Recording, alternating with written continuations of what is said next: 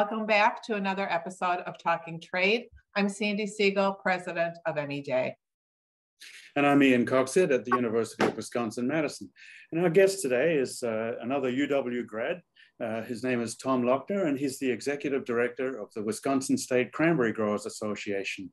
Tom has been in that position for 32 years, so I figure if we want to know anything about cranberries, he's the right guy to talk to. Tom, welcome to the show. Well, thank you. Glad to be here. So I want to begin with what seems these days like ancient history, talk about the trade wars in 2018-19. We know that at that time, as part of the Chinese retaliation and I guess European retaliation for US tariffs, there were pretty severe tariffs placed on United States cranberry exports. Mm-hmm. The industry took a big hit then. Why don't you update us from then till now? What's happened in that time? Well, since then, we've seen that exports were down substantially, as you said.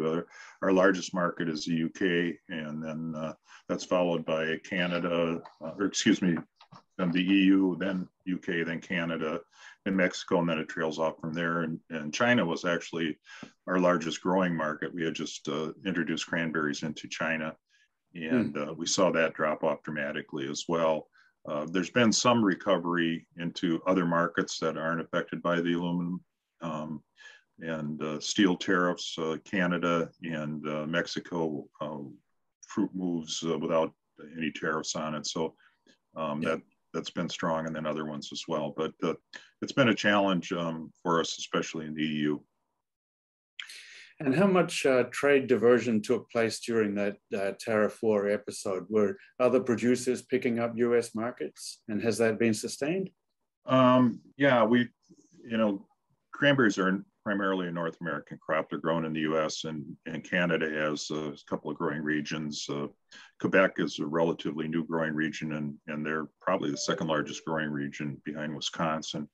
And British Columbia produces about 1 million barrels. They ship their fruit in duty-free into most of those markets, whether it's China or whether it's the EU. And then there's some acreage in Chile as well, and they have free trade agreements with just about everybody in the world. They have about 1,000 acres down there, so they're able to ship in. And, that's what we're competing against, and we see tariffs as high as 25 to 70% with the retaliatory tariffs. And that's a significant hit on our sales and for our people that are trying to sell fruit there. That's quite a slug, isn't it? So, how is the industry responding these days? Are you managing supply growth, or what are you doing? Well, about 5 years ago, 6 years ago, we were in an oversupply situation. We saw inventories growing more rapidly than sales, and and production was increasing as well. And we have a tool at the federal level that's a marketing order where we can limit the amount of fruit that comes into the market, and that we invoke 2 years of supply management, and then we've had 2 years of short crops, and this year's crop looks like all across the country it's going to be short as well. So we've pretty much eliminated that surplus. And if you talk to handlers today, people that are buying the fruit, they're a little bit short on fruit right now, which has helped the prices and returns to growers come back up to the level that's economically sustainable. So the trend's in the right direction. We've increased sales actually during COVID. Sales of juice were up dramatically. The juice is a shelf stable.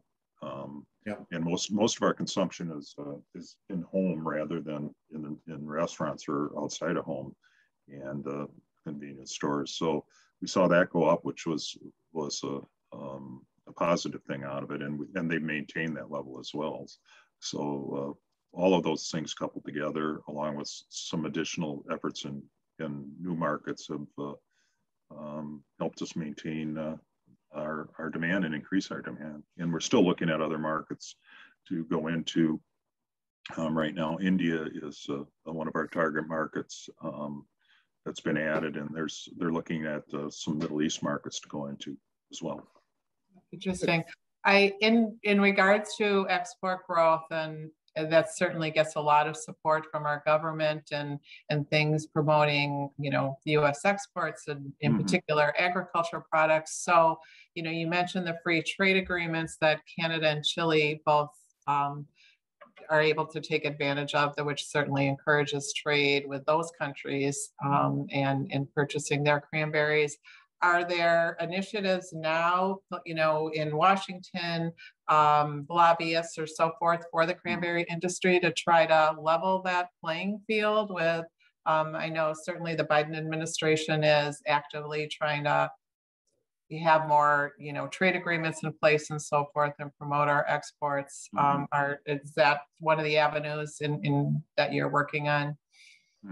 Well, yeah, we've always supported free trade agreements that have been developed, and we've talked with our congressional delegation more than once about the need to open up those markets by eliminating those tariffs and creating free trade agreements. And we have worked on that.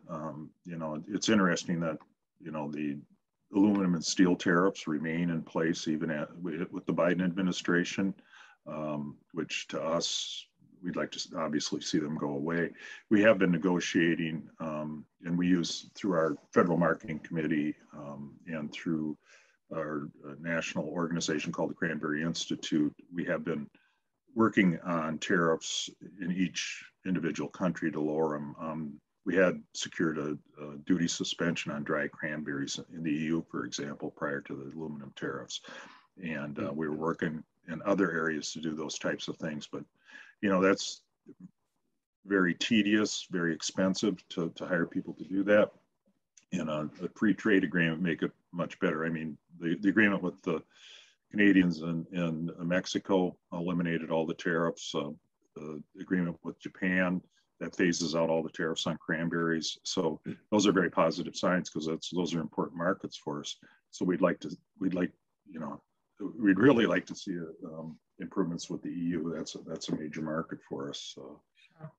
And we have industry people that are working on that and talking to the trade representative or who have you. But I think, people know that the international situation is, it's not a happy family right now with our allies. And that's sad to see because we'd like the opportunity to work in those markets, because if we sell cranberries, we export about 35 to 40% of the crop, and that was growing. And so those are important markets for us. And, it's $1 billion industry here in Wisconsin and 4,000 jobs for residents. So if we can grow, it helps grow the state economy.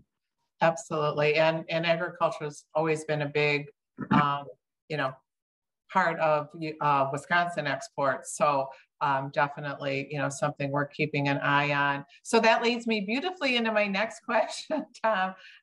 In the midst of the supply chain chaos with limited equipment and limited space and rising freight prices, et cetera, how badly or has that impacted your industry and your ability to get your product to market and exported? Yeah, I think it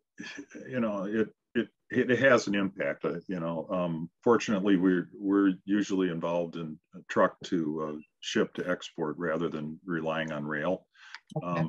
But we've seen things on the supply side. For example, one of our major processors, Ocean Spray, who's a grower-owned cooperative, and other handlers heard from suppliers that they weren't going to be able to